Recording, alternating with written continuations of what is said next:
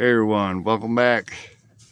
So right here is the result of the rust converter along with the Sherwin-Williams exterior paint I had laying around from prior client jobs. Did a pretty well job of hardening and caramelizing up, conditioning. For the most part, I'm pretty satisfied with it.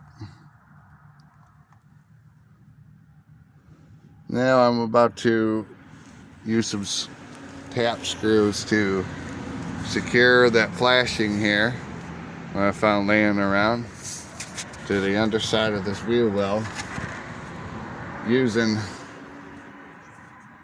1/4-inch tap screws, about a 1/2 inch in length.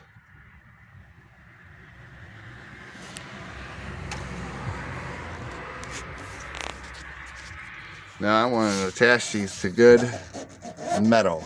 What I mean by good metal, I'll show you what. And I'll show you what I'm talking about. I'm talking about the metal that isn't all rusted out. That's good, strong metal that would be here, where it doesn't have a bunch of corrosion on it. And it seems like that would be here too. So you want to make sure that your flashing fits that, which mine does. It's perfect size. Fortunate for me. But if you don't, you could use tin snips to cut this. This is just regular flashing you would find at Home Depot in a roll. You unroll it. It's for houses. And you can use this to fabricate a repair for your vehicle if you decide you need to, without having to take it in. MacGyver series. So let's get this done.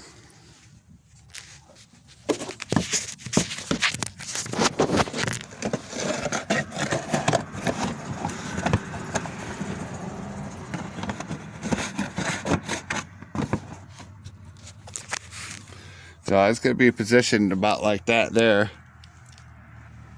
I don't know if you guys can see that well enough, but it's going to be positioned up in there. Just sit in there like that. I've already formed it, so that way it's not going to fight me when I'm trying to put it in there. It covers up most of the, or the entire rough area, and I want to make sure that I get it over this plastic piece here, so that way water doesn't come up between this point and that plastic like that. So you want to just kind of come over it just a bit. I'll show you again. That's not good. That's good, because that will keep the water from getting in there, because the wheels will turn. Now you could caulk this up if you're extra worried about it, but you're going to want to at least get something that long. You could come all the way down to here further if you want, but again, I'm not entirely worried about it. My truck's probably only got about 100,000 miles left on it before it's done. So we are about there. So I am going to go ahead and just make sure I get this under this point here. It would be the most important objective. It's the front, because most of the time I'm in drive and the wheel will rotate clockwise, shooting water up underneath that edge. So where it's more important that we do that than have it secured from right here. I can always caulk that up if I'm worried about it, which I'm not. So let's go ahead and get this thing in. So what I'm going to do is put in a starter screw, make sure it's all lined up, or I do, because you only get one chance. You only get one chance at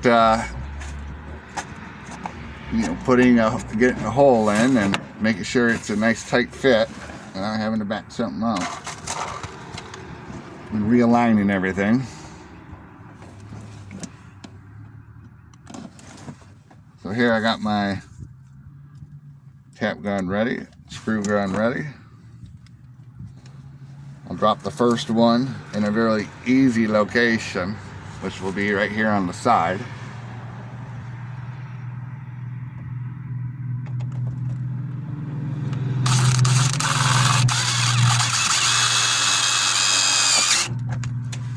And just like that, we're in.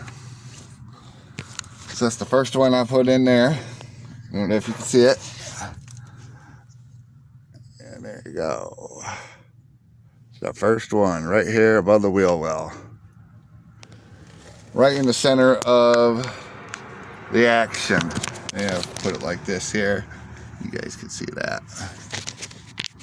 So then I'm just going to continue along all the way down this edge here. I'll put another one here next. Put then another one there. Or, you know, probably would be better just to put right there and then one here and then one there. And that way you form.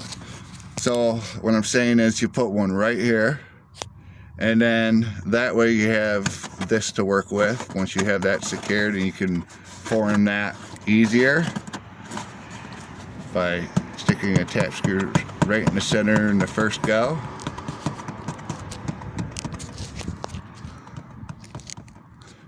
Alright, so let's get that in.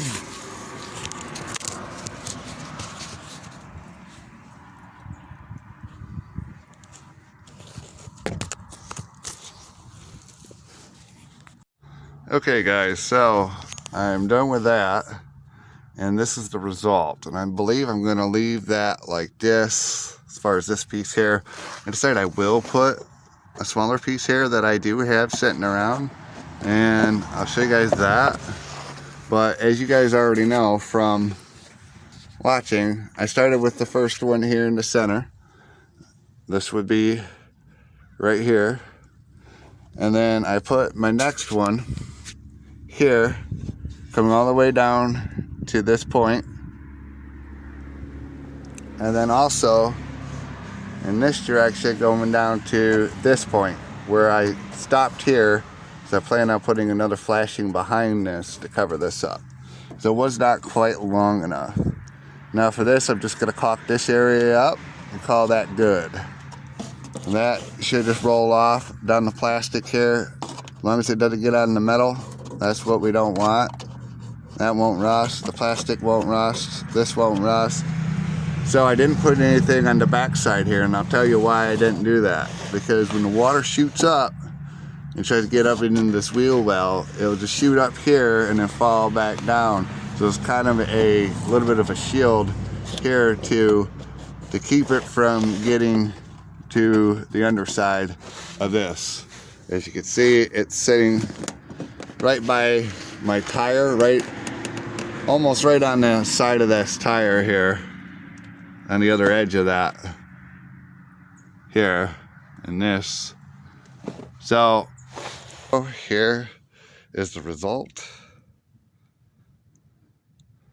Now for the people who want to get a longer piece and a wider piece, they can really get this job done more adequately. But I am out of flashing, and I'm just using what I have left around as part of my MacGyver series. Just using what I have lying around the house without having to go to store. And this is the result. So I used some tap screws that I had. I put the first one here. And I'll tell you how I did it. I put the first one here, and I went all the way down this end. And then I started down to this end. And then I found where it would push up against the wheel well. I kind of did that motion there, kind of testing what was going on. That's a little high. It concaves up into the wheel well, so I wasn't able to get it fully up against the wheel well, which is fine. But still, it's got a kind of a curtain to it, so the water will just deflect off anyway. I just want to try to keep most of the wind from getting up underneath this and in here to pulling onto these tap screws, causing it to want to come off. And I did that. That's going to be all closed up well enough to keep that air from being a trouble or a pain in the butt. And so I will caulk this up. I will caulk all of that up. I will caulk along this edge. And once I get a new piece in there, I will caulk that edge. And I didn't put any tap screws here because that'll just be more holes, more places for needing caulking, more places for water to get in. So we didn't do that. So I didn't do that. But if you have an issue and you need longer tap screws, I wouldn't recommend it because you never know what might be on the other side of this wheel well, and you don't want to drill into it or tap into it. So just only use your 1/2 inch. If you're having troubles with getting those in, then just get something with more of a coarse thread, give you a better bite.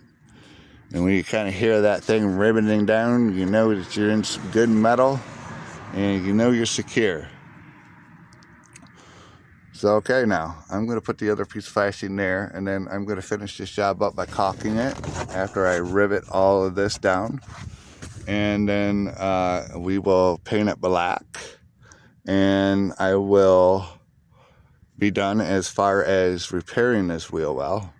And then we will put the battery back in and see if this solved the problem for the long term, for the next 100,000 miles. Here we go.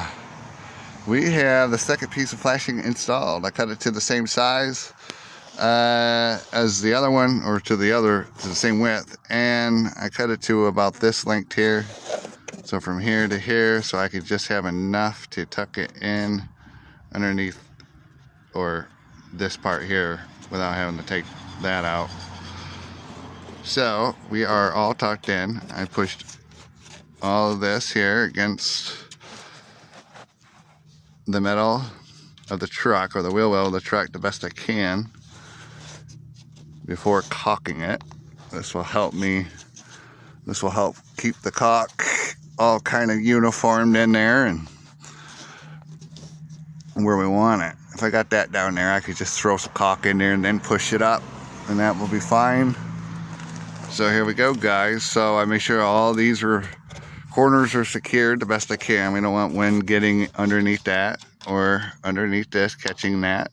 That's pretty solid. It's not gonna vibrate and flex off. This probably might, but this right here, I did put a 3/4 inch screw in this area because I had a hard time getting into that wheel well. And I'll show you what that looked like. This monster, actually probably an inch. This monster here is really coarse. This would do a better job of securing into the wheel well, and I'll show you the difference. One's more heavy duty and one is not. And so this right here will do the job for what I'm doing, but this I had a hard time getting into the wheel well, so I used a more coarse tap screw for that, and I used my impact driver from my DeWalt. I'll show you guys what that looks like there. The 1/4 inch bit. That's all it needed to get that job done. So now I am ready to start caulking. And for all you who wondered how I did the screwing process on this, I again started right here in the middle, worked my way here to make sure all this was down and staying secured. And same with this here, and with this here, and with this, it's not going to be a problem. This is some pretty heavy duty stuff. So, all right, let's finish up. Okay, guys, so sorry that I'm unable to show you while I'm doing this because I'm a one-man show right now, and I do not want to get caulk all over my phone or anything else. So what I did was I opened up some caulk. It's just some caulk I had laying around, all-purpose caulk, painter's caulk, anything really works, exterior, interior, whatever gets the job done. I did think a little bit before, you know, starting this might be a good idea just to wipe down the wheel well just a little bit, so that way the caulk has a really good place to adhere for those who want this to hold up for a long term. So let me just show you guys what I did real quick. Oh, and sit down. All right, so what I did was, as you can see where it's bubbled out right here, I just stuck the tip of the caulk gun down and I ran it a bead of caulk. Where's my finger at? Right here. And I followed that bead of caulk all the way down to one tap screw, went on the other side and ran it all the way down. I used a flathead screwdriver to kind of get that edge down a little bit. I could have probably fit that under there if I really wanted to take the time to do it, and that's underneath the metal of that wheel well lip, but hey, it's all good. So what I'm going to do before it dries, I'm going to push this back up after I got all caulked. I did all the caulking in one go. I'll take all the extra, just kind of put it in the areas that I need, and I'm just using some latex gloves for protection. Stuff gets messy and really sticky. And then here we go, finish that up, push all of that up. So I pushed the nozzle of the caulk underneath this as well. And here I did the same. Wherever I could get the caulk gun in, I did that.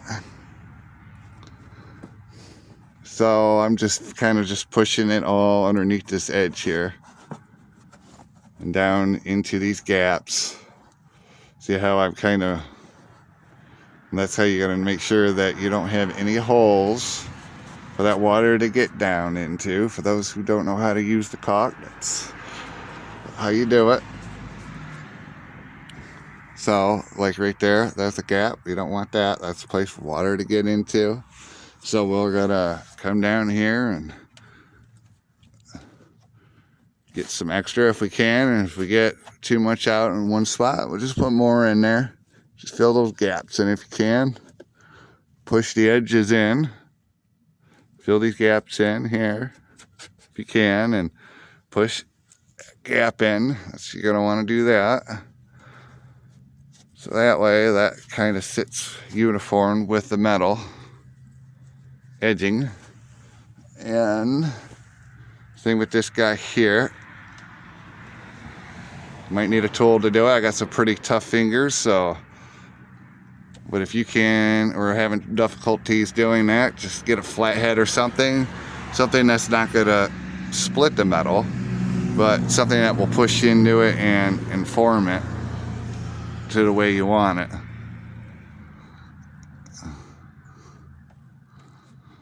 I'm just using my thumb tip here, but I wouldn't recommend doing that.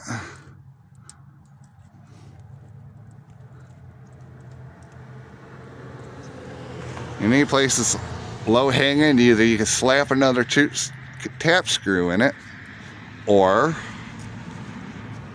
just caulk it up again. And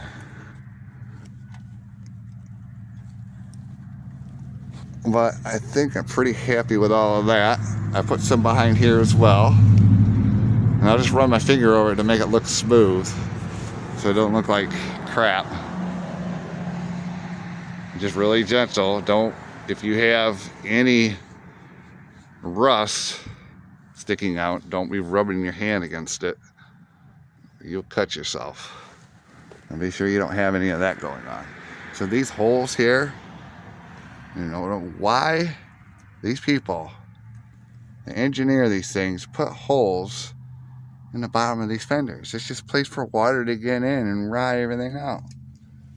I don't even know what in God's creation that is even for. Huh. I do understand that hole, but I do not understand the rest of these. It's just odd.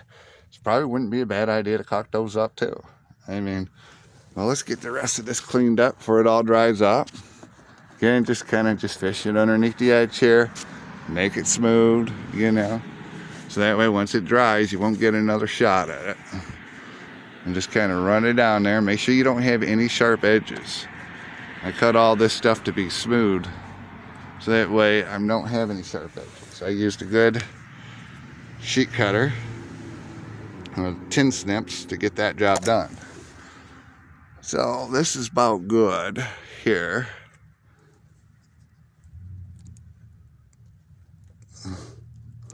And again, if I'm too worried about it, I could just put more caulk in there, which I might just do that. So I'll recaulk those. I'll recaulk these holes here and make sure this is all smooth. And then I will be back and show you guys that, and then this will be done. Okay guys, so this is what I'm going to suggest doing. You push it in and then push on this. As you see, it kind of pushes out. Do that so that way it works itself in underneath that wheel well. And then just take your finger and roll up on that edge like I'm doing there. And that way you get a nice seal. Clean off any of that extra so that way nobody can see that if you're worried about. And then I filled those holes in. It looks like in one shot, and I'm going to show you guys how I did that. And here was that big one. So you just take a big glob and just keep going back and forth, up, down, all around. And then that will fill your holes in pretty easy. So you're not having to put a couple of coats on there. And just kind of smooth it all out.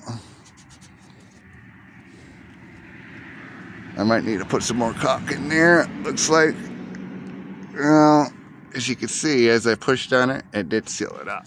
But we don't want to get in there anyway, so I will probably throw a tap screw in there. Okay, so here's the end result, everyone. I went through and made sure that I didn't have any spotting or holes between my fender and edging of my flashing. There's no pitting, so I know all of that is good. Same with here, same with covering. For those who want this to last for the long term, they're going to have to cover the tap screws that they put in, because those will get water in and around them and they will come loose. And I did the same here and here. And I got these holes covered in. I made everything smooth as I would like it, and I'm happy with that. I did get a little bit on the tire, but that will just come off anyway. I'll probably just wipe that little piece off. Good enough. All right. And then once that dries, and then I will give it about a day because it's pretty cold out. So all that cures and dries, I will paint that black, and it will be hardly noticeable. All right, guys. Well, that's just using household materials I had laid around. Didn't have to really cut anything other than just this one little piece here to fit. I had just enough screws to get the job done. And I had just enough caulk to get the job done. Now, I could decide to use the rest of this caulk to go from this side, but I don't think that's going to be necessary. Now water might come down from the hood and drip onto that, which could be part of the reason why it is rusting. So, and then just a combination of both the water dripping from the top and the water coming in from below, it's enough to cause this rusting to occur. So those who are really worried about it, they could fix that the same way that they fix the lower, they could fix the upper.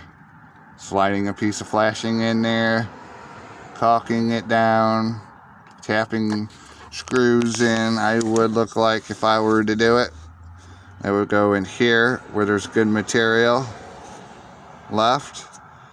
When again, after you got all that done, you wouldn't want to paint it, because after that rusted out, there would be no more places to attach those tap screws. So it's something to be mindful about.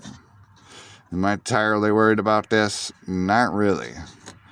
I will keep an eye on what's going on from the top here, and if it becomes too much of an issue, then maybe what I could do is put a bead of caulk along here to kind of divert the water away from that troubled spot somewhere, well, you know, somewhere where it's not already rusting, or, you know, completely just fix the problem, which, you know, this truck is old, and that could be, you know, just barely a little water getting in there, and that caused all of this rust to occur over the years. This truck is it's 2000, I want to say 2005. So it's got some years on it. 200, almost 200,000 miles, 165,000 miles. So I just want to get about another 100,000 out of it and should be good to go. Alright, so let's get this battery in. Okay everyone, mission successful. I got everything started, no problem. Everything apparently started up without any issues. The battery seems to be charging. I got the repair on the bottom fixed. I'm going to wait to secure the clamp at the bottom of this battery after the truck is had sit for 36 hours and proved to me that it will start again afterwards. I will go ahead and secure that bottom clamp and the top clamp here, so I'm not having to redo that again if the truck does not start for whatever reason. Let's take a look, see if everything's charging still. Yes, it looks like everything is. We are good to go, folks. So a little bit more for my MacGyver series. Here it is, the wheel well, looking great. I'll paint that in a day or two. I'll paint it black, flat black, to match the wheel well. And I could just use some exterior paint of any kind to do that. So, mission successful. We'll see if the truck starts up in 36 hours and if the corrosion was indeed the problem, and which I'm guessing it was likely the issue. So, thank you all for joining me. Have a great day, and God bless you all.